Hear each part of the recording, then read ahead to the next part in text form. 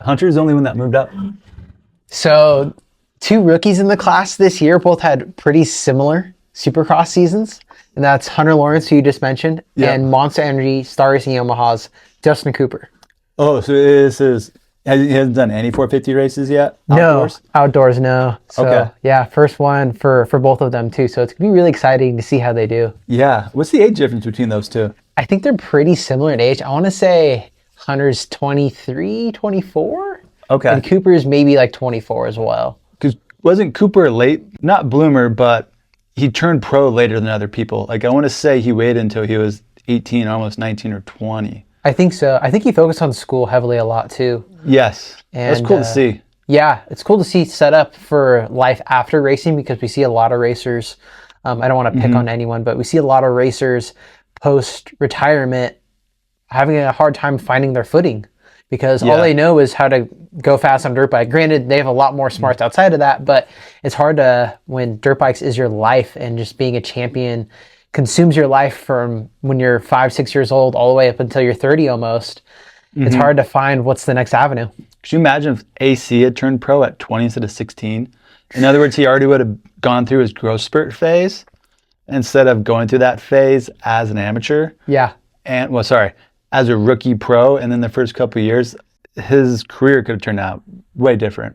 Wildly different. And he still had a very successful career by all means. Indeed. Granted, I don't think I think a lot of us thought that he was going to win a lot more races and championships. But for sure. At the end of the day, as long as AC is happy, I think we're all really happy for him. So congrats on the retirement.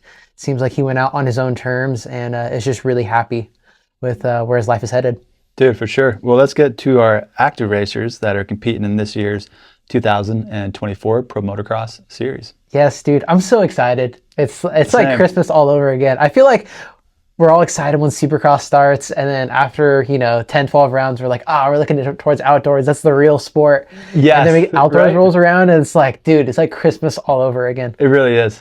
Yeah. I'm excited, man. I mean, can Hunter do it again? I think not Hunter. Can Jet do it again? Is probably gonna be the top question. For sure. Who can maybe match him on speed or get some wins from him? Be another good question. I'm excited. Yeah, and we really handpicked 3 guys for this title. Obviously, you named one of them in Jet Lawrence. I mean, the dude went 22-0. I mean, the dude did the donut run. He went all the way. And first time. Yeah. Wow. First time out. I mean, on paper, you would think it only gets better from here, but I don't know how, from results wise, you can't get better. It's set the bar really high in his first year. I'm not calling for another perfect season, but I do think the 18 wins a lion's share of the motos and overalls for sure this year. Agreed. I think the probability of him going perfect season again is incredibly low. Not saying he'd crash, but to just not have any first turn pileups, mechanicals, just anything that could happen, even a crash on his own part.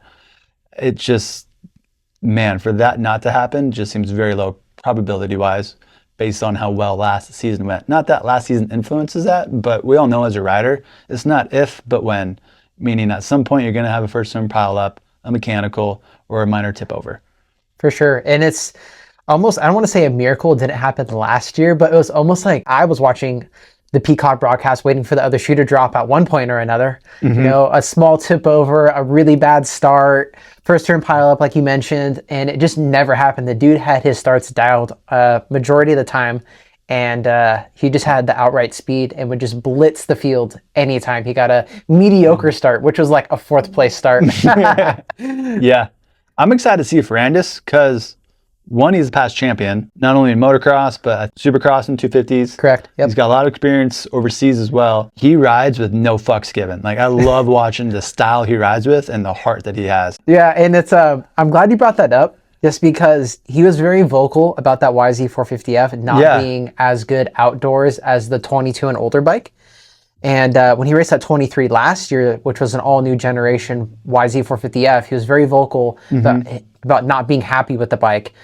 Which is strange to me, man, just because suspension-wise, when we started testing, we found a lot of our settings from the 22 model generation pretty much cross-ride over toward 23, but they just worked even better because the rest of the bike got better. So it wasn't really a thing where we had to change the suspension settings a lot. They are uniquely and minorly different for the 23 and 24 models, but not wildly. And again, they just worked better because the rest of the bike got better. And that's not something we can always modify, meaning the frame, the engine layout, the handling. So to me, that's just strange to hear.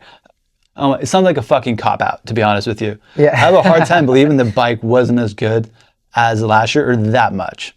For sure. So I'm really curious to see how he likes this CRF 450R. I did hear from a little birdie that he's going to be running the braced frame that Jet and Hunter Lawrence are running. Wow. Yeah. So he is getting some HRC Honda help. Cool. Obviously, he's not getting motors and like really important stuff, but to get a chassis like that is pretty cool. Dude, that's man, good for him. That says a lot about his ability then, and for Honda to say, yeah, we'll give you guys that componentry. He won the 2021 Pro Motocross Championship over Eli Tomac, Ken Roxon, like studs in that class. So I'm really curious to see if he comes into this season healthy, what he can do. I'm not saying he's going to just outright beat Jet. That's a very tall task for anyone on the planet to do at the moment. But I'm just curious to see what he can do throughout the first couple of motos, couple of rounds, and see if he can put himself in a good spot heading into later in the season. Quick question. Do you know who got second overall in the point standings last year in the 450 class? Dude, good question. God, I don't, man. I would just guess Chase Sexton. See, I would have thought that as well. But when I was doing some stat digging earlier, it actually was Dylan Ferrandis, which caught me by surprise. I was like, really? I thought it was a mistake at first, but I triple checked myself and I was like, dang, okay, he did get second. That's he was right there. Yeah, he was. I mean, granted, there's a large points gap, but to get second, you know, in that field is he beat everybody else. So that's wow. What do you think Chase Sexton's bike's unhappiness continues into outdoors? Or since it's such a different setup, you think KTM may have a lot more data and resources to pull from for their motocross settings versus the supercross settings they're trying to develop? I would think so. I mean, we've heard the KTM, MXGP team, and the US team share some knowledge back and forth. And I would think at least some of that translates. Granted, it's not a one-to-one comparison. Even though it is motocross, it's still not a one-to-one comparison because in MXGP, they have no homologation, whereas in the States, we do. I feel like it's probably a little bit easier setting up a motocross bike rather than a supercross bike, especially his first year aboard that 450 SXF. Do you think there's going to be the KYBs on there still, or absolutely? Will he be yeah, absolutely. Okay. I think the dead giveaway will be that 3D printed plastic piece they have on the top fork cap. If they're still running that, in my mind, I'm thinking they're running the KYBs. If that's not on there, then I would think that they're running WP stuff. But I just think that 3D printed cap is like a dead giveaway. For sure. Yeah, then putting it on the kind of, what should we say, the depression in the top of the fork cap. They're fitting that plastic piece right inside of there to kind of conceal the, let's say, the look of the fork cap to not look as, well, KYB-ish. Yeah. So kind of conceal it. But yeah, I'm interested to see that too, because KTM seems to always have very competitive motocross bikes, because it's just, that's what they've done for a long time, motocross and off-road. They, I won't say have nearly as long of a history doing supercross in comparison to the other manufacturers. Who else we got on our lineup? Yeah, so I mean, those are our title contenders as to what we think so far, but there's a bunch of other contenders like Jason Anderson. I mean, he's been showing some good form towards the later end of the Monster Energy AMA Supercross series. Ty Masterpool, privateer hero all last year. Yes. Yeah, aboard a KX450 as well. So I'm excited to see what Masterpool can do, running up with the factory boys. We got a couple of guys coming back from injury as well. Christian Craig, aboard Rockstar Energy Husqvarna. He's back. Hard to count him out, man. He's led Paula and won Paula, I want to say, at least once or twice. Maybe not the overall, but like a moto. Yeah, great showing at Fox Raceway. Yeah, I expect him to, fortunately, I don't think we'll see the best of Christian Craig, just because he's coming off a pretty nasty elbow injury. Oof, poor guy. Yeah, so bit of a bummer. That dates all the way back to 2023. So it's been a nagging elbow injury, but good to see him back on the gate. We also have the return of Aaron Plessinger as well. So good to see the cowboy out there. Sweet. Yeah, that'll be good. Moving on to some guys that are out, unfortunately. Cooper Webb, out. Seems as if the thumb injury plague has just really hit Star Racing Yamaha, because Eli Tomac is also out, who was a late addition to the Pro Motocross season, but just a big blow to the series, not having Cooper Webb and Eli Tomac not on the gate. Should give Justin Cooper plenty of time and attention then. For sure. With that team. Absolutely. Yeah, that's one that we totally kind of glanced over. Justin Cooper is really fast during qualifying. He had some great showings, not only in qualifying, heat races, and main events all year long. Bless you.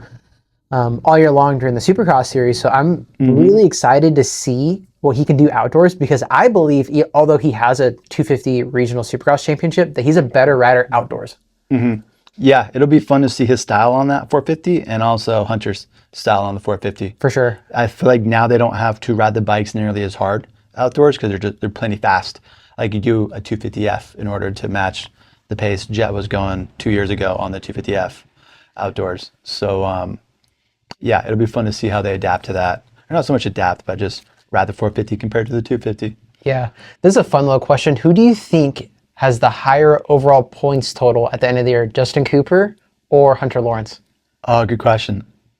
I'm going to go with Hunter just because I think he's going to keep building off confidence of seeing what his brother's doing and him knowing if I can just get behind my brother or at least get in front of him, then have my brother behind me, then there'd be this sort of familiar feeling of them almost being at home doing practice together.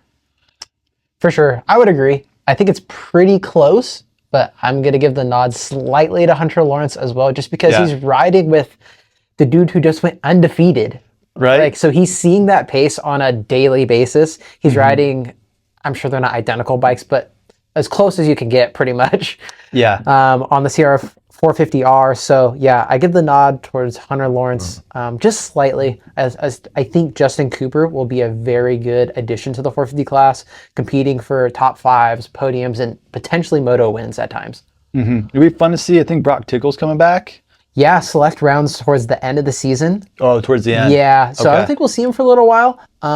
Just watched an interview with him, and it sounded like towards the end of the season, they're going to get some more data and make sure that Jason is comfortable aboard the KX450, because it is an all-new model for 2024. After Redbud, maybe like a Spring Creek, Washougal, those rounds later in the year, we might see Brock Tickle. And speaking of later in the year, it was announced that Ken Roczen will show up for select rounds later this season as well. Awesome. Yeah, so good to see the 94. Yeah, I'm excited to see that then. So hopefully that means the extent of his injuries weren't nearly as bad as I kind of initially thought they were. Yeah. And his recovery time's going to be quite a bit quicker. And just hope it didn't take the win out of his sails that much. But you've never really seen that with him. I mean, even with the gnarly injuries he's had, he comes back and gets better. Yeah, arguably stronger too. It's crazy. Like to see him, I think the arm injuries were like, what, 7 years ago? It's already 24. I think that was like 17, 18. It was that long, wasn't it? Yeah, so like 6-7 years ago. So a long time. So it's good to see the 94 back on the gate for select rounds. So hopefully, it's more than just one. He did the one last year at High Point. We got some exciting stuff on the horizon in the 450 class for Pro Motocross. I'm really excited. So who is your pick for round one at Fox Raceway this weekend? Round one, you want my podiums? Yeah, let's do that. Let's do top three. I'm going with Jet Lawrence taking the win, Hunter being second.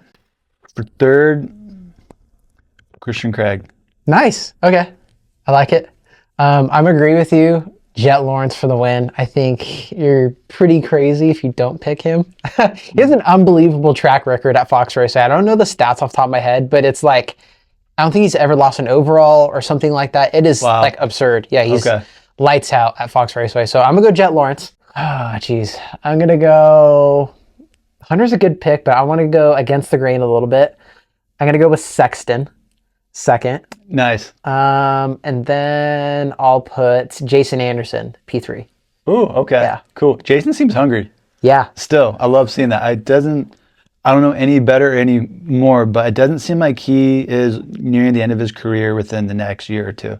For sure. I think we still at least got maybe another 2 or 3 years out of him. He seems like he's not cooling off or becoming content. He still wants to be out there racing with the boys. Just with his interactions with Hunter and Supercross shows that like he's not going to take shit from anybody. He feels like he should be up there, and he should be, and he'll be racing everybody for a position. For sure. Yeah, absolutely. So that's going to wrap it up for the 450 class Pro Motocross preview. We will have a 250 episode coming out. We're going to film this right after we end this video. Just be on the lookout for that on the Ride JBI YouTube channel. And we have a fun little competition for you guys in that 250 episode, so stay tuned for that. Thank you guys for watching, and we will see you in the next episode.